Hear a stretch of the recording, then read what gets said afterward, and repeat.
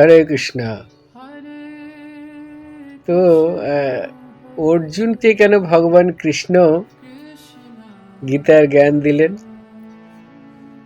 অর্জুন তো একজন ছিল আমাদের মতো সাধারণ গৃহস্থ, সেজন্য ভগবান কেন অর্জুনকে গীতার জ্ঞান দিলেন? ঋষি অনেক ছিলেন যারা মহান আচার্য, সাধু সন্ন্যাসী, তাদেরকে না দিয়ে কেন গৃহস্থদের দিলেন?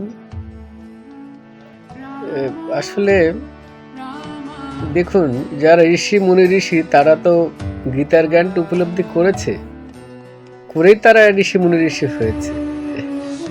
কিন্তু অর্জুন ছিল গৃহস্থ, সেই জন্য অর্জুনকে এই জন্য জ্ঞানটা দিয়েছে যে আসলে গীতাটা হচ্ছে আমাদের গৃহস্থদের জন্য, ঠিক আছে? সেই জন্য সকলের, প্রত্যেকটা গৃহস্থের উচিত আমাদের গীতা অধ্যয়ন করা, কারণ এই গীতায় যে জ্ঞানটা ভগবান দিয়েছে, আমরা এই পৃথিবীতে জন্মগ্রহণ করেছি, ঠিক আছে, কিন্তু সবার মৃত্যু হবে। তো মৃত্যু তো অবশ্যই হবে, কি না? কিন্তু এই দুদিনের জন্য এসেছি, আবার চলে যাব, এই সম্পূর্ণ বিষয়টি, কেন এলাম, কোথায় যাব, কোথায় ছিলাম, কোথায় যেতে চাই, সবকিছু কিন্তু ভগবান কৃষ্ণ অর্জুন গৃহস্থের মাধ্যমে আমাদেরকে জানিয়েছে। সেই জন্য একজন গৃহস্থকে দিয়েছে গীতার জ্ঞান, ঠিক আছে? অ্যাকচুয়ালি অর্জুনকে দেয়নি। অর্জুন কত বড় ভক্ত ছিল যে তার সঙ্গে স্বয়ং কৃষ্ণ থাকতেন। অর্জুনের মাধ্যমে এই জন্য দিয়েছে, অ্যাকচুয়ালি অর্জুন গৃহস্থ, আমরাও সবাই গৃহস্থ, সেই জন্য আমাদেরকেই অ্যাকচুয়ালি দিয়েছে এই গীতার জ্ঞানটা। সেই জন্য আমাদের প্রত্যেকের গৃহস্থের কর্তব্য গীতাকে অধ্যয়ন করা। তা অবশ্যই গীতাকে অধ্যয়ন করলে আপনারা আপনাদের জীবনের সফল হবে, ঠিক আছে?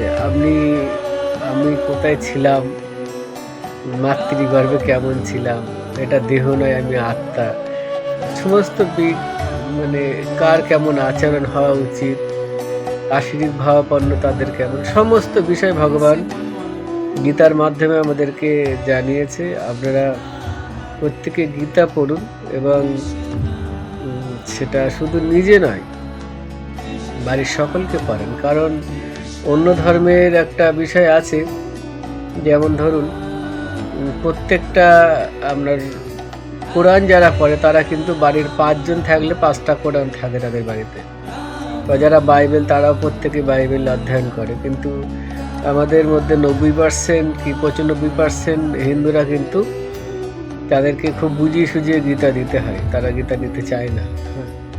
আমরা প্রত্যেক বাড়িতে যাই, কিন্তু সেই জন্য আমরা আমাদের খুব খারাপ অবস্থা। কিন্তু গীতা হচ্ছে আমাদের শাস্ত্র গ্রন্থ, শুধু মানে এই জগৎবাসীর কল্যাণ হতে পারে, পৃথিবী শান্তি আসতে পারে যদি সবাই গীতারকেই আশ্রয় করে, ঠিক আছে?